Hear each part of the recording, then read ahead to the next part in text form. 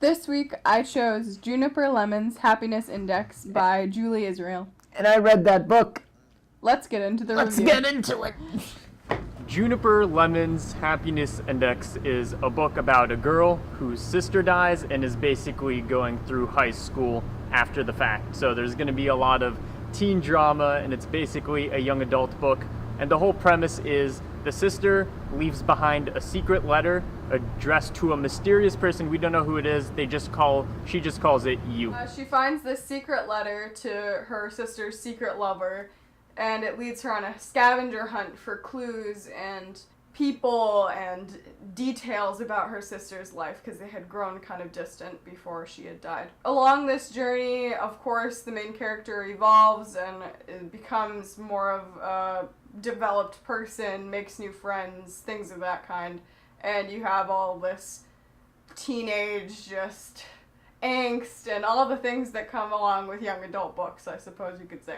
Before I bury this book in the ground, I just want to say it is good. I just do have some complaints, and I do want to address those. So, first of all, this book is so cheesy. It's so cliche, and there's some dialogue that is just, it's a bit cringy, to be honest. Utter trash. But that's probably the biggest problem. The author does a good job sometimes. Like, there's a good chapter, and then it just goes back to cringy, back to cheesy, and I don't know why it happens. Like, it ping-pongs back and forth, so that makes half of this book actually pretty good.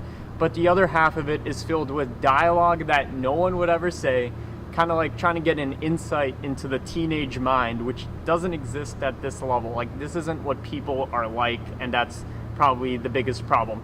I actually was pleasantly surprised, for the most part.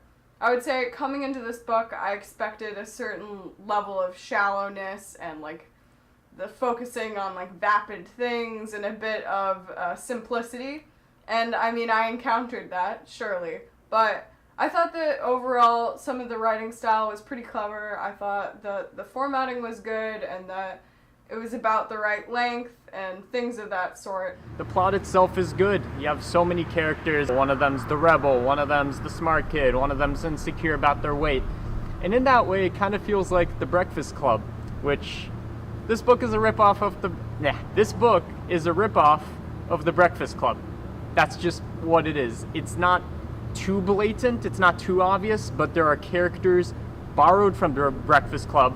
They have problems like they do in The Breakfast Club, and they get like paired together like in The Breakfast Club. So I felt like I was just watching some like alternate universe of that take place, and that was, I don't know, I didn't like that too much.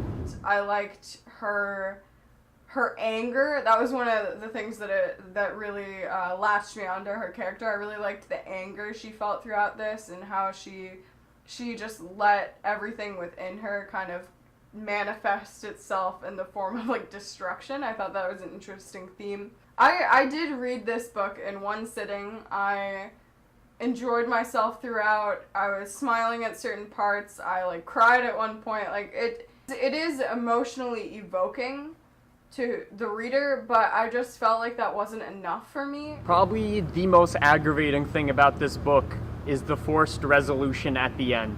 You know it's coming, it has to come, but there's layers of forced resolution. At first you're like, it's fine, but then there's more and more and more and more, and there's like 6 different ways in which this book resolutes things in a way that just wouldn't happen. It's not natural, and the ending was the weakest part of the book by far. I would give this book a 3.5 out of 5, which I think is both harsh and generous simultaneously, because I did have some conflicting emotions towards this book, and I feel like that well summarizes what I think of it at this moment.